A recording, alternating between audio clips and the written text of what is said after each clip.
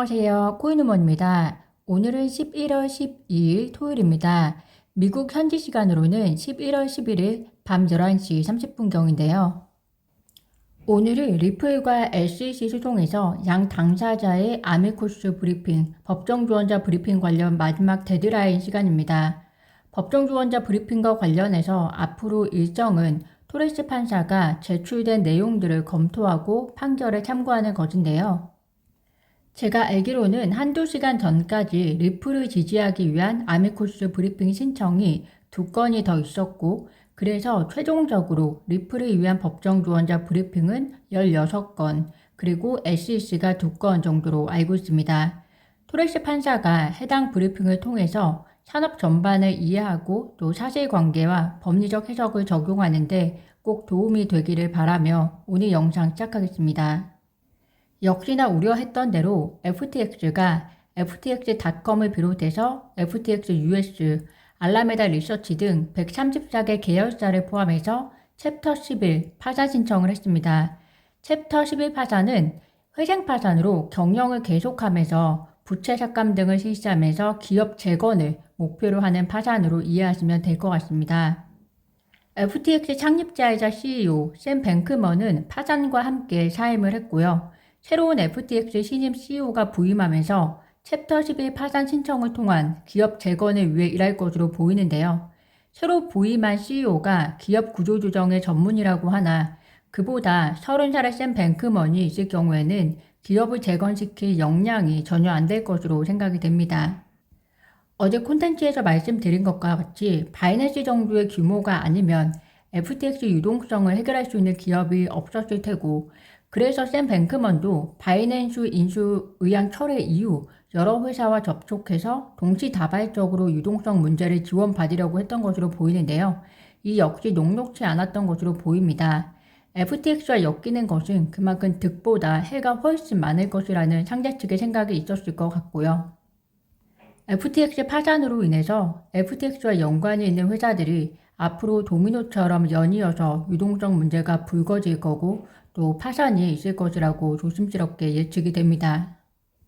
이 모든 문제는 결국에 FTX와 그 자매사인 알라메다 리서치가 자체 발행 토큰인 FTT를 이용해서 부적절하게 사업을 진행했고 또 거래소에 예치한 고객 자산까지 대출을 활용하면서 발생한 것인데요.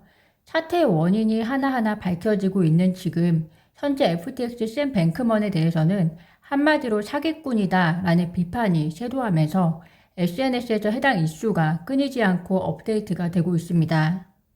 하다못해 리플 커뮤니티 대표 존 디튼 변호사는 정말 궁금한 게 있는데 샘 뱅크먼은 왜 지금까지 체포되지 않고 있느냐고 개인 트윗을 통해 이야기할 정도면 구독자분들께서 샘 뱅크먼의 기만과 사기가 현재 매우 심각하다는 것을 간접적으로 느끼실 겁니다. FTX 이슈의 문제를 암호화폐 규제의 명확성이 없음으로 퉁치고 있는 느낌이지만요. 저는 그것도 맞지만 동시에 미국 사회의 투명성 부족도 큰 문제인 것 같습니다. 그것과 관련해서 FTX 샘 뱅크먼의 역학관계를 제가 지금 말씀드릴 텐데요. 이 이야기를 들으시면 나머지 이야기를 듣지 않으셔도 구독자분들께서는 다 이해하실 거라는 생각이 듭니다. 폭로된 내용에 의하면 SEC 게리 겐슬러가 MIT 교수였다는 사실은 잘 아실 겁니다. 그런데 게리 겐슬러의 MIT 시절 옛 상사가 바로 FTX 이슈의 중심에 있는 FTX 자매사 알라메다의 CEO의 아버지라고 하고요. FTX의 주씨는 게리 겐슬러가 CFTC 수장이었을 때 겐슬러의 수석 고문이었다고 합니다. 또 이제는 FTX의 전 CEO가 된 샘 뱅크먼의 어머니는 힐러리의 변호사이자 민주당원이었다고 하고요. 제가 이전에 콘텐츠에서 말씀드린 것처럼 SEC 게리 겐슬러가 힐러리 대선 캠프 당시의 CFO 재무 담당이었던 것은 아실 겁니다.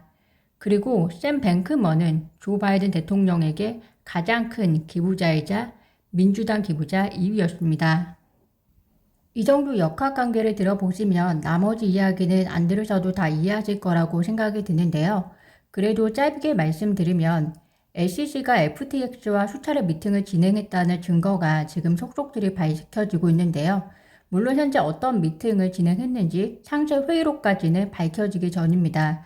그런데 사람들이 추측하는 것은 FTX가 미국에서 독점권을 행사할 수 있도록 뒤를 봐주었다는 이야기가 있고, 그래서 FTX가 블록 파일을 인수할 수 있었으며, 또 최근에 FTX가 증권거래소 IEX와 제휴한 것도 샘 뱅크먼이 미국의 규제 산하에 들어가기 위한 것인데, 이 모든 것은 FTX가 바이낸스와 같은 경쟁 업체들을 공격할 수 있는 법안을 마련하기 위해 로비를 하면서 미국 시장을 스스로 장악하려 한 것이다 라고 평가를 하고 있습니다. 지금 현재 겐실러의 FTX 역할에 대한 의회 조사를 촉구하는 메시지가 커넥 투 컨그레스 앱을 통해서 2,700개 이상이 전송이 되고 있다고 합니다. 그 숫자는 앞으로 더 늘어날 텐데요. 의회 조사가 정말 어떻게 펼쳐질지 업데이트 드리겠습니다. SEC 겐실러가 얼마 전에 킴 카사디안 인플루언서에게 벌금을 물고 방송에 나가서 내가 SEC 의장으로서 투자자 보호를 위해 일을 잘하고 있다 쇼잉을 했는데요. FTX와 같은 이렇게 큰 이슈는 사전에 제대로 파악하지 못한 겐실러에게 최소한 사회는 SEC 의장으로서 직무 태만을 적용해야 하는 것은 아닌지 모르겠습니다. 리플 CTO 데이비드 슈와츠가 파산 위기에 처한 FTX 직원들에게 FTX 컴플라이언스 그리고 재무, 비즈니스 윤리 등에 관여하지 않은 직원들에게 리플은 상시 채용 중이다 라고 러브콜을 보냈다고 합니다.